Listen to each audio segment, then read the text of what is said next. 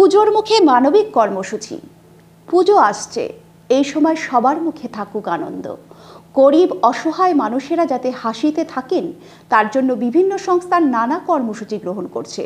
শিলিগুড়ি কাওয়াখালী অঞ্চলের আমরা বেকার জার্নি ফর আওয়ার সোসাইটির উদ্যোগে 10ই সেপ্টেম্বর মাটিগাড়া চা বাগানে বস্ত্র বিতরণ করা হয়। সেখানে সমাজসেবী সজল দত্ত, স্বপন দাস সহ অন্যরা উপস্থিত ছিলেন।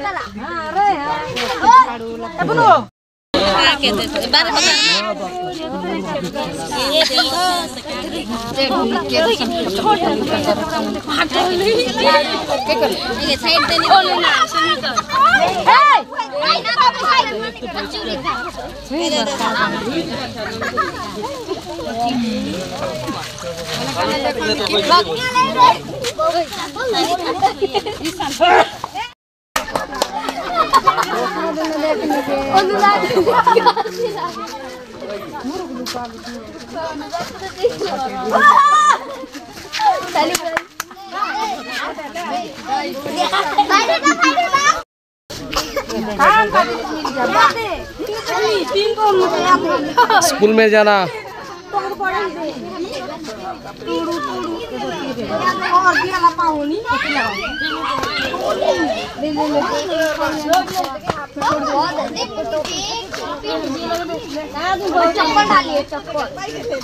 स्कूल जाना, ठीक है, पढ़ाई करना, ठीक है, करेगा ना पढ़ाई।